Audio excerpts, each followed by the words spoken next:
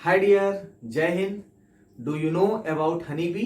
क्या आप honey bee या मधुमक्खी के बारे में जानते हैं? तो मधुमक्खी की अगर हम बात करें या हनी बी की हम बात करें तो हनी बी को आर्थ्रोपोडा नाम के फाइलम में रखा गया है। आर्थ्रोपोडा के इंसेक्टा क्लास में रखा गया है। तो हनी बी ये 3 तरह का होता है। एक का नाम होता है ड्रोन, दूसरे का नाम होता है क्वीन और तीसरे का नाम होता है वर्कर। ड्रोन जो होगा ये मेल कहलाएगा, क्वीन जो होगी वे फीमेल होगी और वर्कर जो होगी ये भी फीमेल होगी। ड्रोन हैप्लॉयड होता है जबकि क्वीन और वर्कर ये दोनों ही डिप्लॉयड होती हैं।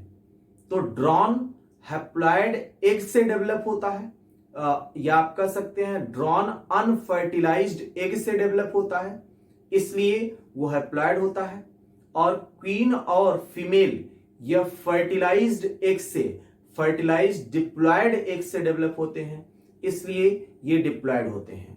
तो वर्कर, ड्रोन और क्वीन में रिप्रोडक्शन होता है, लेकिन वर्कर जो होते हैं ये स्टेराइल होते हैं, मतलब इसमें रिप्रोडक्शन नहीं होता है। कहने का मतलब ये बच्चा पैदा करने में भाग नहीं लेते हैं।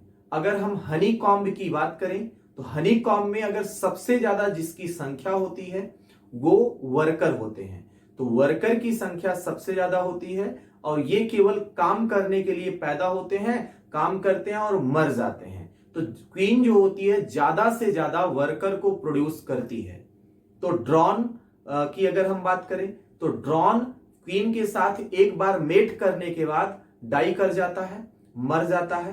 तो ड्रोन जैसे ही क्वीन और ड्रोन के बीच मेटिंग होता है तो सबसे पहले क्वीन जो है हनी कॉम्ब से बाहर निकलता है, उसी के साथ साथ उसके पीछे पीछे ड्रोन भी बाहर निकल जाता है और एक बार है ना क्वीन के साथ मेट करने के बाद मेट कर लेता है। और जब क्वीन के यूट्रस में एग भर जाता है तो क्वीन अपने कॉम्ब में रिटर्न आ जाती है और वर्कर कॉम्ब के नजदीक जब आता है या कॉम्ब में रिटर्न करने की कोशिश करता है तो ड्रोन जब कॉम्ब में रिटर्न होने की कोशिश करता है तो वर्कर उस ड्रोन को कॉम्ब में इंटर नहीं होने देते हैं।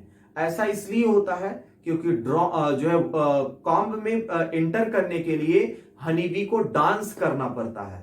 तो ड्रोन को जो मेल होता है उसको डांस करना नहीं आता है, इसलिए वर्कर उस ड्रोन को पहचान नहीं पाते हैं और इस तरह से वो छत्ते के बाहर ही रह जाता है और धीरे धीरे करके कुछ टाइम के बाद वह जो है ड्रोन मर जाता है।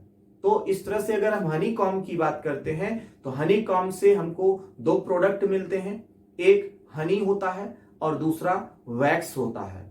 हनी ये ओल्डेस्ट स्वीटनिंग एजेंट होता है, इसमें बहुत सारी मेडिसिनल प्रॉपर्टी होता है। तो हनी को एज ए हम लैक्सेटिव यूज कर सकते हैं, लेकिन हनी कॉम्ब से जो वैक्सेस होते हैं वैक्सेस का यूज हम पॉलिशिंग एजेंट बनाने में करते हैं या और भी कॉस्मेटिक एजेंट बनाने में करते हैं। तो ये जानकारी हनी बी की थी। तो अगर आप चैनल पे नए हैं तो चैनल को सब्सक्राइब कर लें ताकि आपको नई नई जानकारियां इस तरह से छोटे छोटे वीडियो के फॉर्म में मिल सके।